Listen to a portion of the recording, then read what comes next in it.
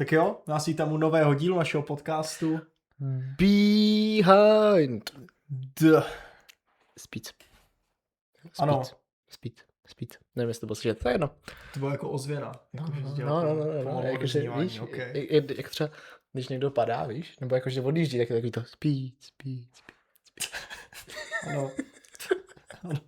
Behind the Speeds je to tak. Jsme zpátky po trošku delší době. Pro vás vlastně ne, ale pro nás jo. Protože video vyšlo nedávno pro nás, co to jako točíme, ale hlásíme se před velkou cenou Belgie. Minule jsme měli recap Silverstonu, takže si dneska dáme nějaký previewčko, už to znáte, aktualitky. Nějak to proberem, nestalo se toho hodně, takže to možná bude jako kratší. Dost ale pravděpodobně, ale znáte nás, no. jako ono to moc neto. Takže a Mates tady má nějakou věc, kterou se sám chce pochlubit. Chci podělit, že já se teďko, ne, dneska už moc ne, ale včera jsem se neskutečně Já jsem ji neslyšel teda ještě. Právě, já si myslím, že včera jsem se neskutečně cítil jako jezdec F1 po jednom specifickém tréninku. Cože? Ty jsi jel krk? No, já jsem ho nejel, to je na tom to nejhorší. Ale já jsem si normálně namohl krk, ale jako takovým způsobem, že jestli si uvědomuješ, jak jsme byli v hajzlu, když jsme se ho blokli na dovolený, no. Tak to bylo ještě horší. Ježiši. Protože jsem věděl, že to není bloklý, dalo se s tím hejbat, ale neskutečně to bylo, jak to bylo namožený. Takový to klasický, jak jdeš prostě, nebo cvičíš nohy, že jo, a prostě potom nemůžeš chodit, protože jakýkoliv otřes, jakákoliv poloha té nohy tak bolí. Jo. Tak přesně to se mělo s krkem. No tak já si přesně pamatuju, jak ani já jsem nemohl zvednout jako... Kamo, já vůbec, já jsem nemohl nahoru dolů, doleva doprava, takže můj rozsah hejbání byl tohle. Tohle to jsem mohl dělat. To stačí. Jako vůbec nic jiného. A dneska už to je jako dobrý, trošku to cítím, ale kámo, úplně totál. A víš, co je na tom nejlepší, že víš, jak jsem se ho namohl? Jak? Hodil jsem držku. Jako při čem? Při wakeboardu. Okay. Já jsem si teďko našel nový koníček a to je wakeboarding. Okay. Jo, pro lidi, co to neznají, prostě máte lano, hrazdu a jedete na prkně na vodě prostě, jo. Tak je to klasický. Já jsem jel na velkém vleku, jeli jsme, prostě měl jsem už poslední, já teď začínám, takže nejsem úplně profesionál, takže jako kdyby někdo tady z vás náhodou wakeboardoval, tak jako hej, jo, klid, já na tom stál asi po druhý životě nebo po třetí. No jel jsem prostě poslední rovinku, už jsme si projížděli jenom to a já říkám, tak zkusím jít do switche, to znamená, že jakoby stál jsem snowboardu, že jasně, jdeš prostě pravou nohou dopředu třeba a prostě switchneš nohy na levou. No. Takže já jsem jel pravou, switchnul jsem na levou, říkám OK, neswitchnul jsem to úplně dobře, šel jsem zpátky na pravou, říkám, zkusím to ještě jednou. Šel jsem na levou, postavil jsem se do toho docela dobře, říkám OK, už mám předzatáčku, že si ji objedu, tak jsem chtěl skočit znova na pravou, switchnout, ale mě se zadrhla hrana o tu vodu. Takže klasický. Ale mě to otočilo o 180 stupňů a se furt držel té hrazdy. Takže já jsem prostě takhle mě to koplo dozadu. Ježiši. Kámo, ale já jsem si dal tak na držku, jakože normálně dozadu, moje hlava o tu helmu jsem se o tu vodu, kámo. Mě bolela hlava, normálně když jako jsi roztřesený úplně z toho pádu, ne? Tak říkám, OK, dobrý, tak jsem si dojel jako zpátky, říkám, hele, stejně už mě umírá úchop, tak už prostě půjdu ven z vody. Od to. Ráno jsem se probudil. A já jsem vstal a říkám, hoši, tak to nejde. To nejde. Ale jakoby, to prostě není zablokovaný. Když to je zablokovaný, tak jakoby cítíš. A to je fakt jako namožený. A úplně jsem cítil, jsem si také šáhnul. A úplně jsem cítil, jak je to namožený, protože jo. Za prvý jedeš furt takhle s tou otočenou hlavou, tak jako něco tam. A potom asi, jak jsem se ještě hnul a nějak jsem s tím jako krout. Takže já z pondělka mě bolí od loktů přes kámo, já jsem dneska nemotornej. přes tricák, takhle sem, mě bolí obě dvě strany a ještě k tomu ten krk. No prostě, takže jsem chtěl jako tím navázat, že se cítím jak jezdec z Formule 1 teď uznává ještě víc. Po tréninku krku. A v životě jsem podle mě, jakože to jsem krk jednu chvilku cvičil nějakým způsobem, ale takový ty, no prostě taky ty klasické, jak se převaluješ a tohle, aby to měl zpevněnej při nějakých pádech nebo něco. Ale tohleto jsem v životě nezažil. Jako v životě. A jako, jestli tohleto oni prožívají každý druhý den, tak jako respekt, protože to je nechutnost. A mimochodem po tady tom máte chce dostat na wakeboard, takže... Jo.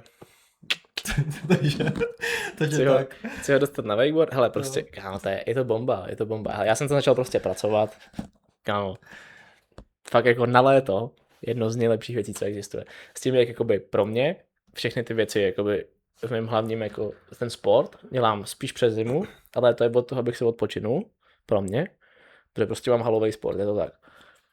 Tak kámo, ten wake je tak bombový. Sice to bolí, ale je to tak bombový sport, že to není ani možný. Jo, jako taky jsem to párkrát viděl, no, ale jako... Já tě tam dostanu, nebo já ho tam dostanu. Já vezmu kameru, dostanu ho tam a natočím ho, jo? Zase ne, ale uvidíme.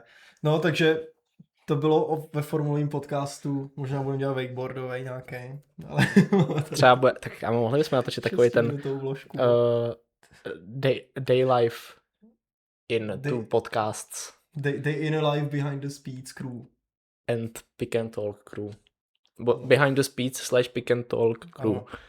Což je mimochodem odkaz na náš druhý kanál, pokud se, to je hrozný, už 8 minut ani slovo o formulích, ale máme i druhý podcast, Pick and Talk, což je vlastně o basketu, převážně o NBA, takže pokud jako my sledujete tady ty dva výborný a nejlepší sporty, tak si nás nezapomeňte naladit i na našem druhém kanále. Přesně tak.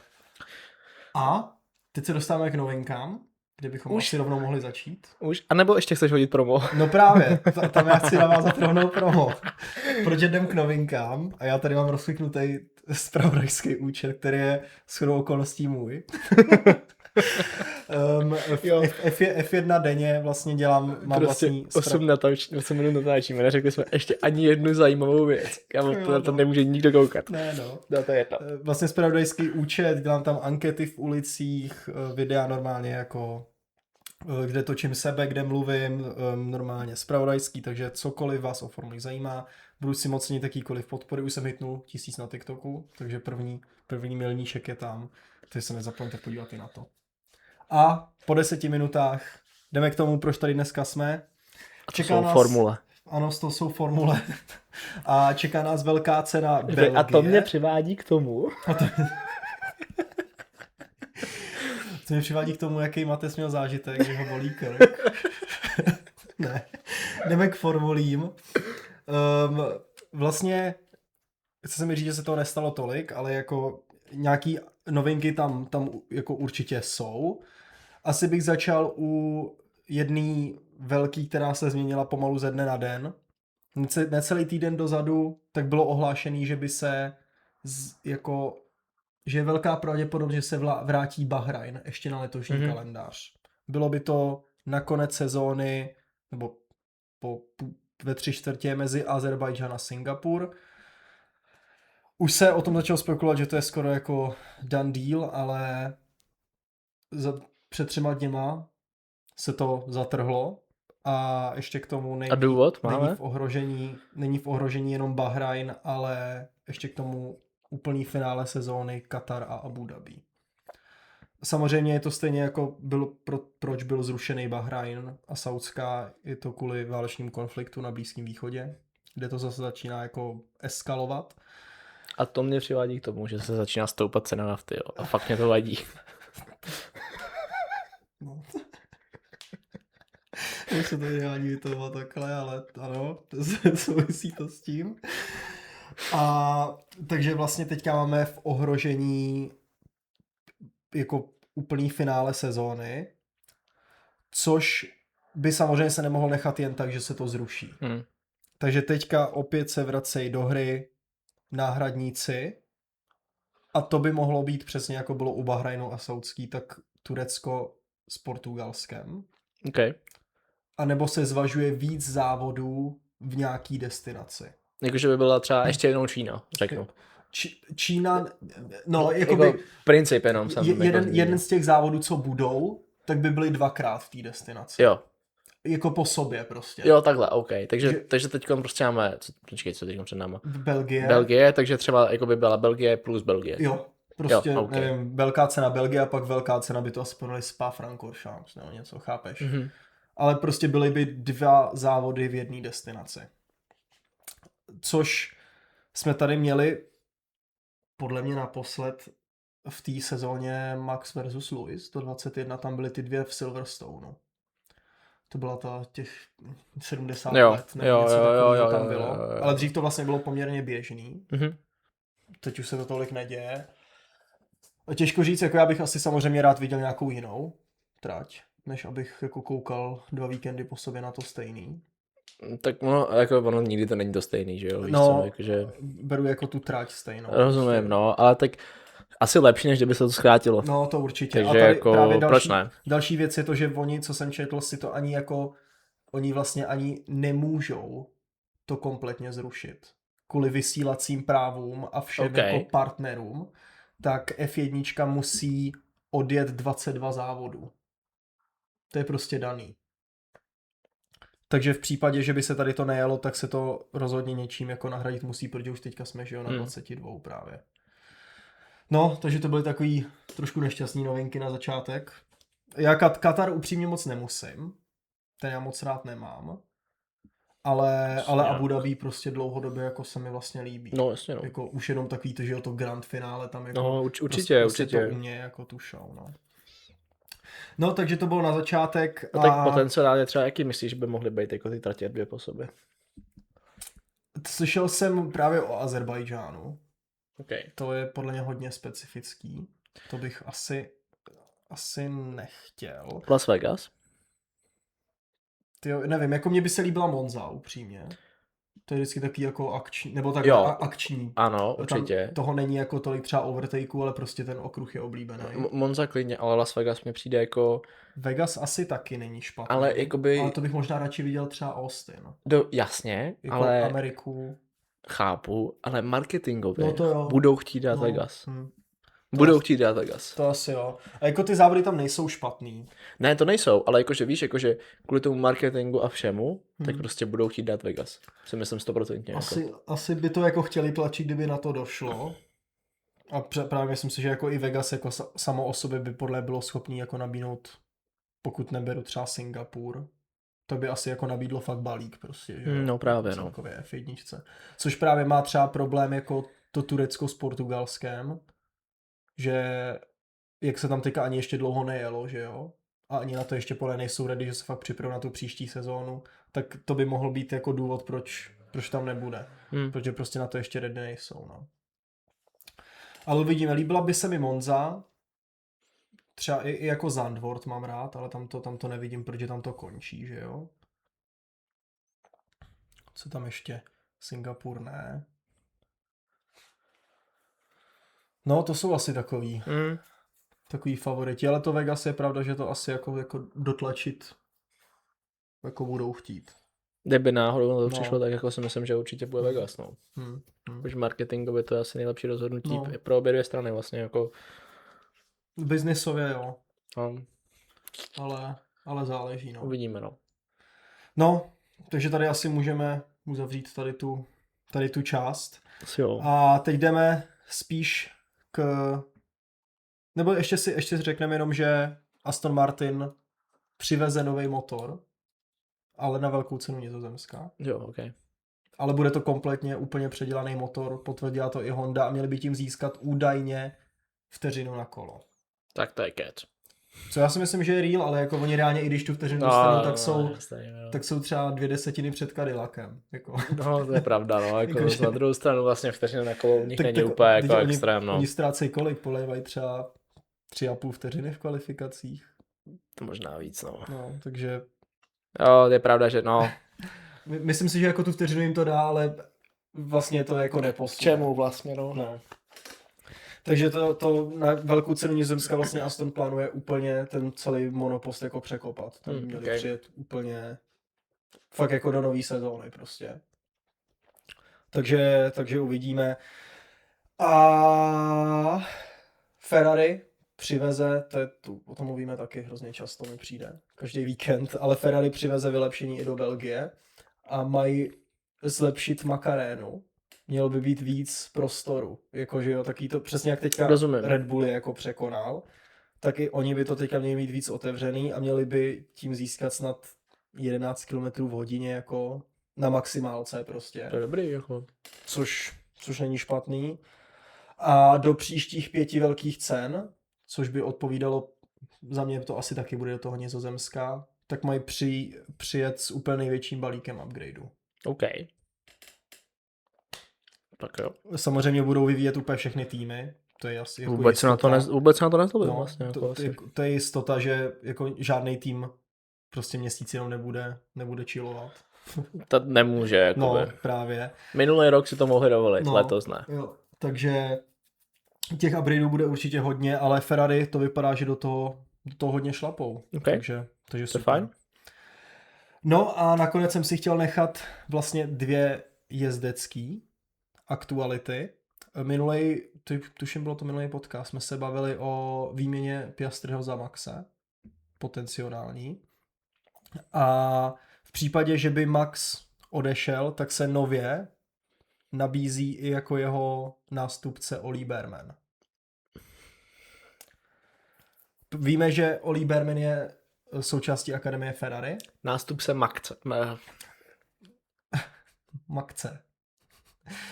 Není to braný jako nástupce, že bude stejně dobrý, chápu. ale kdo by prostě teď po něm obsadil místo. Super, ale máš jako halo.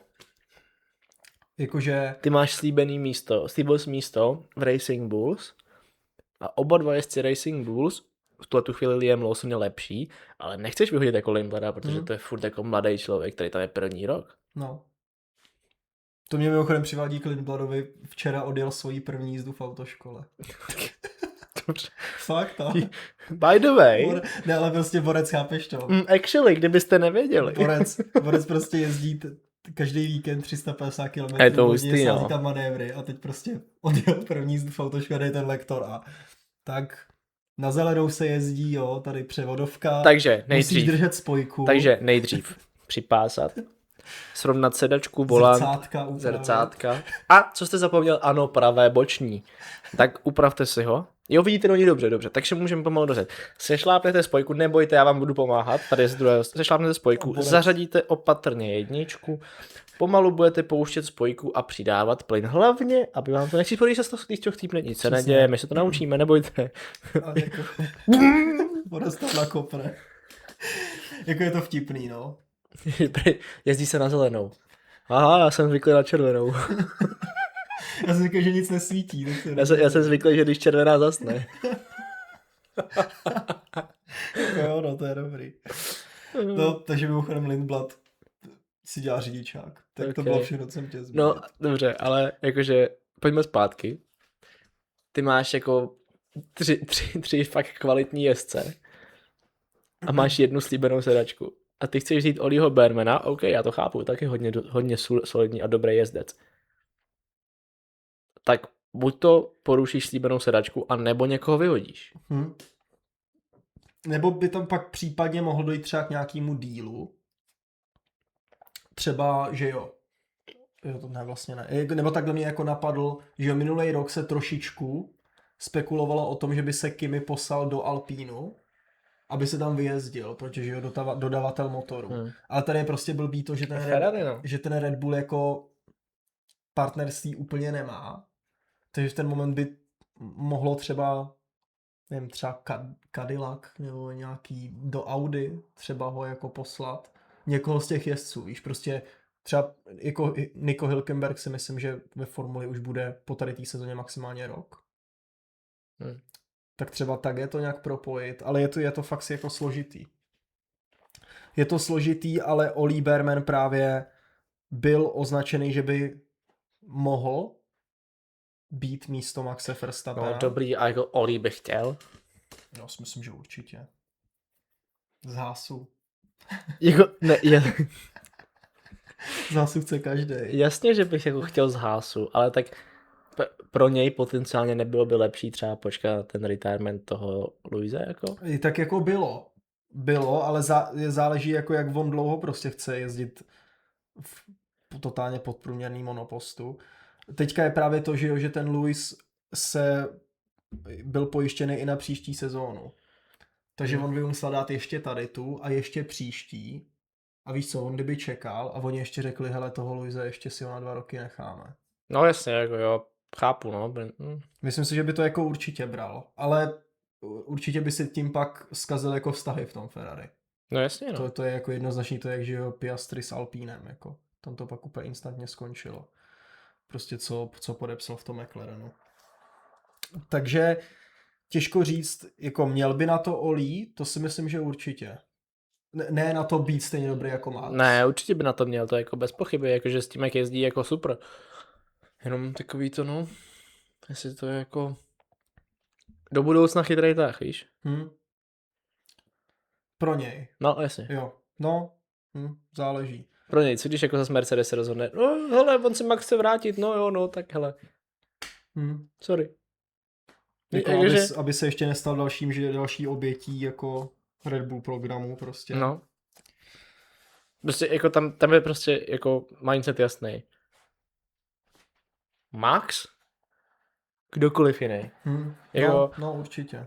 Tam nic jiného není, takže jakoby v tu chvíli, když Max odejde, jakože odešel bez F1 úplně, prostě, že by si šel zajet tam nějaký rýlíčka, nebo já nevím, a potom by se chtěl vrátit, tak ono to nebude, že hele, teď tady máme jezdce, tak Maxi prostě počkej. Ne, to by bylo zase, my tady máme jezdce, no tak Maxi pojď na dně a my někoho z nich vyhodíme. S kým chceš jezdit? S Olím nebo s Hadžarem? Jo, chceš pokračovat s Hadžarem? Olí, hele, sorry, no, měj se, čau, pojď. A teď jako co on? No. Jako co on? Ferrari, on si tím uzavřel dveře do Ferrari zpátky, potenciálně. Jako myslím si, že víš co.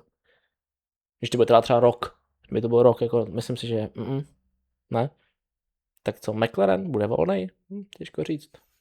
No jako prostě Mercedes, jako přesně, no, ale je to podle mě jako o tom, jestli chceš teďka jezdit v mid týmu a čekat na budoucnost, anebo teďka jít do dobrýho týmu a v případě nějakého selhání, tak v budoucnu zase jezdit jako za horší. No určitě, tým. jasně, jako je jo. To fakt, jo, ale taky beru prostě ten tvůj point, je to fakt úplně jako fakt to nebo to úplně to stejný, jakože nemůžeš si jen tak asi vybrat a těžko říct, podle mě ani Olí jako sám neví, co vlastně je správný, no.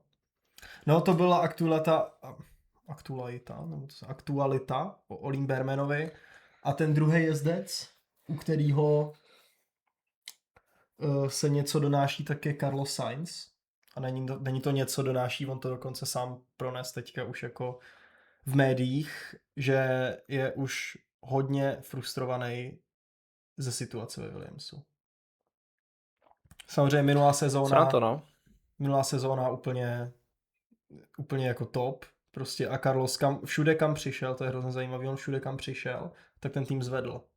Prostě jakože vždycky v tu sezónu předtím, než přišel a hnedka potom tak jako to prostě povznes. Tak teďka Williams je prostě 8., 9. stáj, reálně. Jako za ní je určitě Aston a Cadillac a pak je to podle mě úplně tou s Audi. A proto mi přijde jako trošku zajímavý, že vlastně ta volba, o který se spekuluje, že by šel, tak by bylo Audi právě. Tam je asi rozhodně lepší, nebo takhle asi se od nich víc očekává v budoucnu. Ale teďka jako jsou na tom hodně podobně. Audi samo říká, že v roce 2030 chce útočit na titul. Okay. Tak jsou 4 roky. Proč ne? Těžko říct, jak moc reálný to je. Spíš ne, no. Spíše vidím jako nějaký, když tak pomyslný jako prostě krále midfieldu, jako něco jako McLaren třeba 4 roky dozadu. Asi jo, no. Jako. Něco takového. Ale Carlos je hodně nespokojený v Williamsu a už to fakt dává jako hodně najevo. Takže nespokojený Carlito v Williamsu. Os. A vlastně přesně, zase se tady jako u Olího Bermana. Jaký má celý jméno? Carlos Sainz. Jaký má celý jméno? On má to jméno s těma 8 přídavkama, že jo? Jo, no ale to má i teďka Leclerc jsem koukal. Leclerc má taky jako dlouhý, ale Carlos má ještě delší. No, jako. Asi jo, no. To je takový ten, jak on říká to svoje jméno, ale Leclerc nej. OK, but why? No, vlastně přesně se nabízí zase ta otázka jako u Olího, kam půjde. protože máme úplně nabitej rošt a jako těžko říct, to Audi je za mě reálný, kvůli Nickovi Hülkenbergovi. Tam já jsem říkal... Jasně, ano, Audi je teoreticky reálný, ale tak jakoby pojďme si říct, jaký stáje jsou vůbec reální jako takový. OK, Audi kvůli Nickovi. A bereš stáj nebo jako jezdce, který by šli pryč? No jasně, tak jako kdyby se mohlo uvolnit potenciální místo. OK, takže Nico Hülkenberg, máme Audi. Máme Audi. Alpine, Colapinto. Tam je to asi na povážení, tam teda spíš jako nevím. Jako jasně, máš tam ty prachy, OK. No, tam to nevidím. Kvalitou, ale jo. Aston, tam vidím Fernanda Alonza. Jasně, Fernando, jako Stroll by tam taky neměl být, ale... No, Stroll jako to má podle mě zajištěný. Takže Fernando, OK, Cadillac, oba dva teoreticky. No, Cadillac, asi Bottas, jako no. No, v tuto chvíli jo, ale jakože, ale potenciálně by mohli jít oba jako dva. Kdyby jsi, prostě takhle řekněme si, kdyby jsi měl vybrat jako Checo, Bottas nebo Carlos, tak prostě vždycky vezmeš Carlose, tady tu situaci. No, jasně. Takže takhle jo. A pak už vlastně Ocon z Haasu. OK, takže dobře. Haas. A pak už je to asi jako blbý, no. Těžko říct ještě co taky se spekuluje o tom McLarenu, ale... No jasně, ale Oscar půjde do Red Bullu, dobrý, a se to zkomplikuje jakoby o 360 stupňů, protože najednou ti nevíde tady ten přestup a tohle, takže tamhle se místo neuvolní. Nevím, jakože to, ještě rozumíš. Trošku jako napadá Hadjar, jakože i když ho mám jako rád, tak si zase myslím, že Red Bull by asi radši jako... Jakože by šel zpátky k Carlosovi, nebo Carlos zpátky do Red Bull. No, třeba. Místo Hadjara. A Hadjar by třeba musel jako hledat jinde, nebo něco tak to ne. Ale... To nevím, jako... S tím, jak Hadjar jezdí letos. No jezdí skvěle, myslím si, že ne, že jako není šance v tuto chvíli. Maximálně, že by jakoby ten Max odešel a oni by vzali toho Sainze. Jako tak, no. Ale jako myslím si, že Sainze místo Hadjara, ne. Teď ne, jako. No a vlastně pak už možná na někoho zapomínáme, o kom jako nevím, ale asi jako když nás také někdo přesně nenapadne, tak už to asi ukazuje, že jich jako moc jiných není, no. Gasly, ale ten zůstane, si myslím. Myslím, že je v pohodě. No, prostě jako je toho málo. Myslím si, že už jako tam nic ale vlastně upřímně jako bych se nedivil, kdybychom Carlose viděli příští rok v tom Audi. No, asi jako je to nejpravděpodobnější, no. Vlastně bych se nedivil, Carlos už není na příští rok ničím vázaný. Tomu podle mě končí tady ten rok, to bylo na 2 roky. A s tím, jak špatně tady ta sezóna vypadá a ta vize asi je v Audi větší, no. Takže to bylo asi k aktualitkám. Sami dejte vy do komentářů, jako co si o tady tom všem myslíte a kdybyste třeba Carlose rádi viděli. A my už asi jdem na nejžhavější moment každého našeho previewčka. Jo, typovačka. A je to typovačka. Já si to vlastně moc ještě ani nerozmýšlel. Uvědomuješ si, že my natáčíme preview, ale celou dobu jako vlastně mluvíme úplně o něčem než o tom závodě jako takovém. Jediné, co se schylovalo k tomu závodu, byla ta Macarena. No jo, no. A motor ještě. No. Motor. No ne, tak jestli k tomu máš něco informace, klidně. Já jsem se chtěl, jako měl jsem takový nápad, že bych se tady zastavil u souseda vedle z kanclu, ale on zrovna byl na obědě, no, takže bohužel to nevyšlo. Jo, no, jako tak jsme vás aspoň uvedli do aktuálního dění. A s aktualitkami. A my jdem typovat. A jdem typovat. Takže začneme pole positionem. No, Kimi, no. Jo, Kimi. Já to dám. Já tam dám George. OK. George pole position, Kimi pole position. Co špatný překvapení, nějaký hot take. Já dám jedno z Ferrari DNF. To nemůžu, z principu nemůžu. Vlastně jako, no to nechci, to zase nechci dělat kvůli tomu Leclercovi, protože kámo fakt zažil hodně špatný teďkon a Luisovi DNF rád nemůžu. A to vlastně jako. no, pravda. Tak takhle, já dám jako já řeknu jako technický problém Ferrari. Ne DNF-ko. Tak to asi taky není úplně, nebude Tak překvapení. oni neměli moc toho. Ne, jenom furt brzdy, ale. A tak jako neberu to, že to jako, beru prostě to přesně jako u Mercedesu, že nenou přestaneš jet. A nebo necháme to prostě na jeden z Ferrari DNF. OK. Tak já ne, já dám...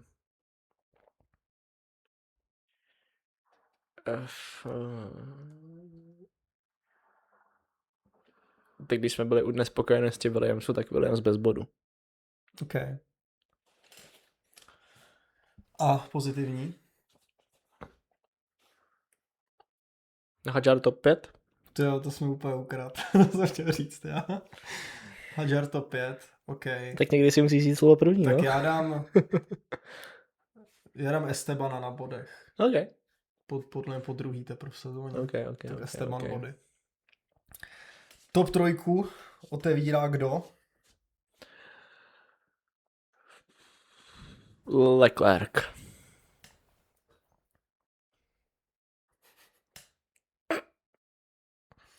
Já dám Kimi. OK. Třetí Kimi. OK. Na druhý dám Maxe. Max Verstappen, druhý potom selhání vlastně v Británii, takže Maxito.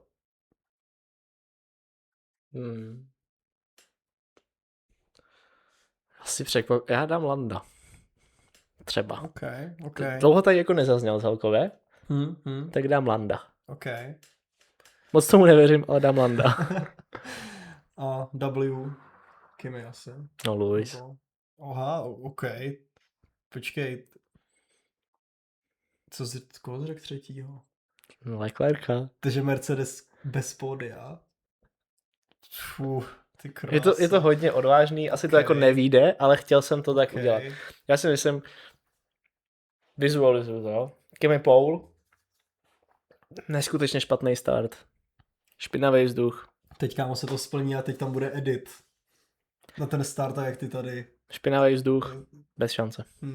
Macarena, 11 km hodině. Nazdár. Co? No, ano, Macarena, 11 km hodině. A prostě jedeš. Jo. A OK, takže 1-3 Ferrari a mezi nima Lando na McLarenu. A Oscar by byl kde? Jde v hajzlu. Jo, takže Mercedesy byly pod lehce. Nebo no, Mercedes třeba čtvrtý, no. OK. Ale jako Oscar třeba šestý, jako nejlíp. OK, no já na první dám George. OK. Jorge Russell. Jorge Russell. Ano. Vlastně máme, chtěl jsem říct jako podobnou, ale my to vlastně máme jako úplně jiný, ale jako konceptově. No, konceptově dost jako 1-3 a mezi to někdo narvaný, ale my nemáme ani jedno jméno stejný. Ne, vůbec, no. Tak to je crazy, tak to se dlouho nestalo, no. Jako asi nikdy. Jo, ale no, podle minulou sezónu, když já jsem tam prostě toho Luise spal, no. To, jako jo, ale jako my jsme neřekli ani jako jedno jméno. Ne, vůbec, společný. No. Okay. Tak aspoň jako takhle to má být, tak uvidíme, kdo bude blíž. Já mám tip, kdo bude blíž, ale... Jakože já, nebo jako ty. Já určitě já. Jo, ano. Vlastně původně jsem chtěl dát Maxe na P1. Hele, ale třeba to bude jako, víš, křišťálová koule. No, a debakl od Mercedesu. A prostě jedeš, kámo, tak když tak prostě dealsko bude hotový, no. Původně jsem chtěl dát Maxe na P1, okay. Jako první vítězství, ale tady v Belgii asi ne. Když tak bych řekl ten Zandvoort nebo to Maďarsko třeba. No, takže dneska je středa pro nás, tím pádem za 4 dny už máme velkou cenu Belgie. Ani nemáme tréninky, vůbec nic, takže vycházíme jenom z našich domněnek, protože tam do toho průvodčka většinou dáváme, že aspoň tréninky nebo něco takového, to ani teďka nedáváme. Právě, no. Takže... Protože prostě je středa, no, bohužel. Něco teďka k organizačním věcem. Organizační věci. Tohleto video vyjde před velkou cenou. Shrnutí velké ceny nebude. protože já jsem pryč teď na delší dobu. Každopádně dneska točíme ještě jedno video, máme double a bude to ten herní speciál, jak jsme slibovali. Takže video bude, asi tam bude nějaký ten týden pauza, nevím úplně, jak to stihneme. Stejně už se nám jako blíží ta letní, takže jako tam to nějak, zkusíme to nějak jako nacpat, aby to nějak vycházelo. Uvidíme, kdy se zase sejdeme, protože teď to prostě bude náročný.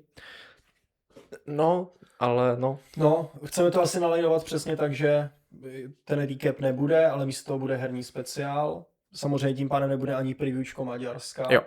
Ale pokud budou věci dobře, tak bude recap Maďarska. Jo, přesně tak. Takže jako vlastně teoreticky každý týden by video jako vít mělo. Mělo. Ale uvidíme, prostě prázdniny, teďka se nám toho jako kupí. Prostě je to náročný jako z nějakých, že není to jako o tom, že prostě bychom leželi na gauči, víš co, ale každý máme nějakým způsobem nějaký povinnosti. Prostě já teď na 2 týdny odjíždím, jako ano, já se jedu odpočinout, ale vlastně prakticky odjíždím pracovně. Je to tak, jako ano, mě to baví všechno, je to pro mě jako nějaký mentální odpočinek, ale je to prostě pracovní. Jo. Takže bohužel, no. No, takže tak, v tom speciálním díle, který mimochodem ten točí za chvilku. Takže když tam budeme mít stejný oblečení, tak si nemyslíte, že se nemijem. Tak myslet si to můžete, no to je pravda, ale jako říkáme to, aby to nevypadalo. Takže to jdeme točit za chvilku, budeme se navzájem zkoušet kvízama, takže se můžete těšit. No, budeme hrát odpad. I zajímavé hry, nejspíš to bude kratší, ale rozhodně se máte na co těšit. Yes. Takže to už je od nás všechno. My vám děkujeme za sledování, můžete nás sledovat na našich sociálních sítích Behind the Speeds _pod. Přesně tak, budeme rádi za každou podporu, ať už to vyjádříte lajkem, komentářem, sdílením, odběrem. Všechno pečlivě studujeme, jakože ne, že bychom hasili po statistikách, ale prostě já mám strašnou jako radost, když tam prostě vidím, že tam ten like přibude, že je tam komentář, ať už to je komentář jakože jo, super, anebo hele, já s váma nesouhlasím, tohle bych řekl jinak. Oba dva typy tady těch komentářů mě těší. Jsem rád, že jako vás to nějakým způsobem zajímá, přemýšlíte o tom s náma a posíláte nás dál do světa. Je to pro nás neskutečná podpora, takže za to strašně děkujeme. Přesně tak, takže to už je od nás všechno a my se na vás těšíme zase příště. Přesně tak, mějte se krásně. Ahoj. Peace out.